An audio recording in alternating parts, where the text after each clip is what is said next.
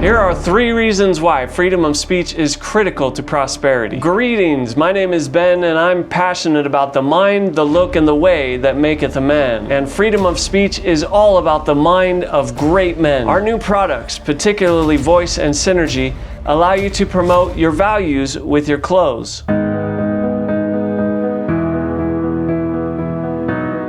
But why did we start with freedom of speech? 1, it prevents tyranny, meaning powerful people struggle to enslave those who are free to speak. 2, it allows us to discover truth, meaning that if we have a marketplace of ideas, we can more easily attain health, wealth, and wisdom. And 3, it's a natural right, meaning we instinctively know that no one should be allowed to limit our speech. I'm going to share a story for each one of these reasons. These stories feature real people and circumstances, but have been fictionalized to make them more vivid.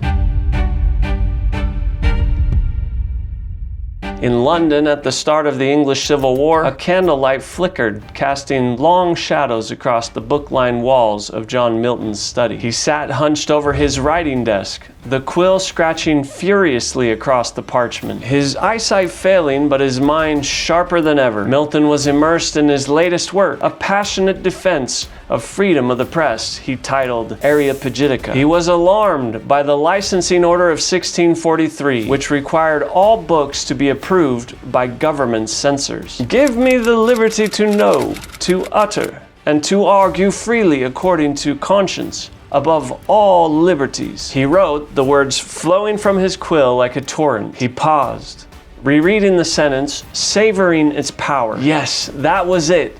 The very heart of the matter. When he had finished, he laid down his quill and leaned back in his chair, exhausted but exhilarated. He knew Areopagitica was more than just a pamphlet. It was a manifesto, a call to arms for all those who believe in the power of free expression. And so it was. Though initially banned by authorities, the pamphlet found its way into the hands of readers eager for its message of intellectual freedom. It became a rallying cry for those who dared to challenge the status quo, and a beacon of hope in an age of censorship and oppression. Milton was already famous for his book Paradise Lost, but his thoughts on freedom of speech were not as valued as they are today. It would take another 150 years till the Constitution would powerfully protect that right. Both Milton and the signers of the Constitution understood the great power freedom of speech has over tyranny.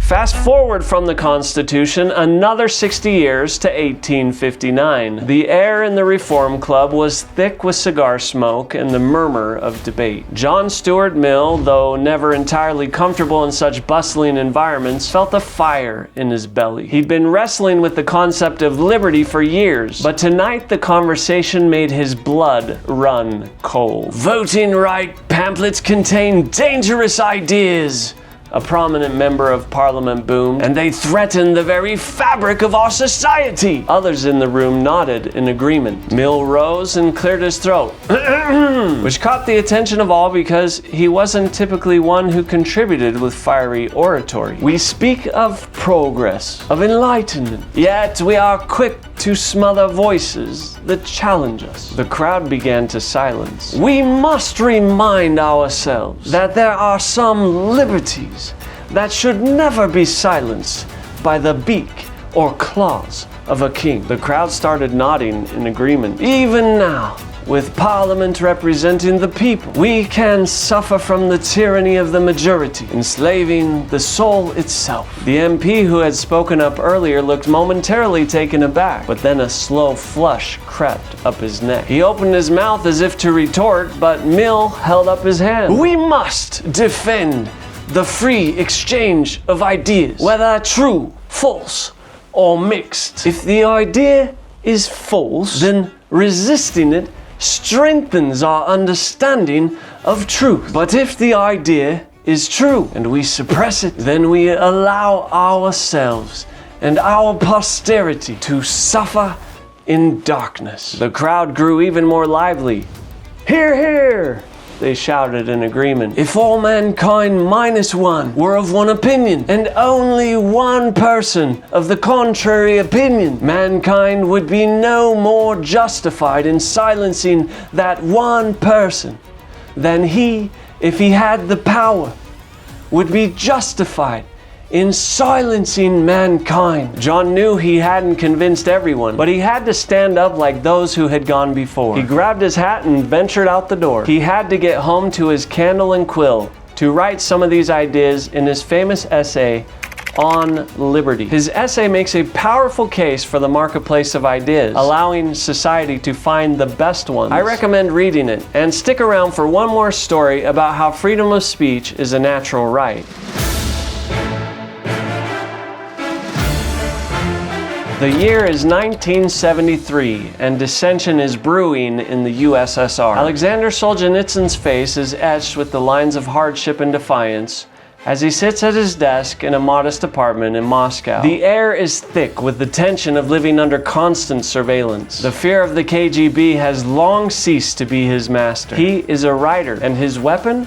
The truth. He hunches over his typewriter, the keys clacking rhythmically as he works on his open letter to the Secretariat of the RSFSR Writers Union. His thoughts drift back to the years he spent in the Gulag, a brutal labor camp system. He can't forget the faces of his fellow prisoners. His fingers fly across the keys, the words pouring out of him like a torrent. It is high time to remember that our first allegiance is to the human race. He writes, the words echoing in his ears. And the human race broke away from the animal world through thought and speech. It is natural that these should be free, and if they are shackled, we return to our animal state. He knew the truth from his own experience, the depths to which men can fall in the USSR without freedom of expression. His government had already blocked previous publications, and he knew their response to this letter would be no different. He folds the letter and carefully places it in an envelope. He drops the letter into the slot, the sound echoing into the stillness of the street. He takes a deep breath,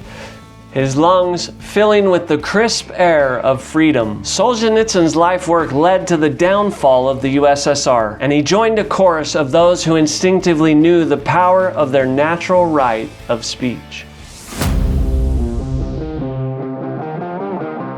These accounts, based on true stories, remind us that the fight for freedom is never over. They also easily show the importance of freedom of speech, its ability to prevent tyranny as explained by John Milton in Areopagitica, its power to reveal the truth in the marketplace of ideas as argued by Stuart Mill in the Reform Club, and its essence being a natural right as proven by Aleksandr Solzhenitsyn. I see freedom of speech as the base for all other freedoms. This is why I wanted to start with it as the principle for our first products. The symbol is a bird breaking through a barbed wire chat box. The tie is woven in 100% silk and is self-tipped. The socks match the tie, but not in design. The colors are traditionally related to freedom and chosen to symbolize freedom of speech. This is a limited run of 50, and we'll send you a signed certificate of authenticity and a number. We will make additional runs of this design, but without certificate. Wearing our Voice and Synergy products will benefit you in a couple different ways. First, you'll be able to show your values with your dress. Second, you'll help us promote the ideas of success by making more products like these. And third, as always,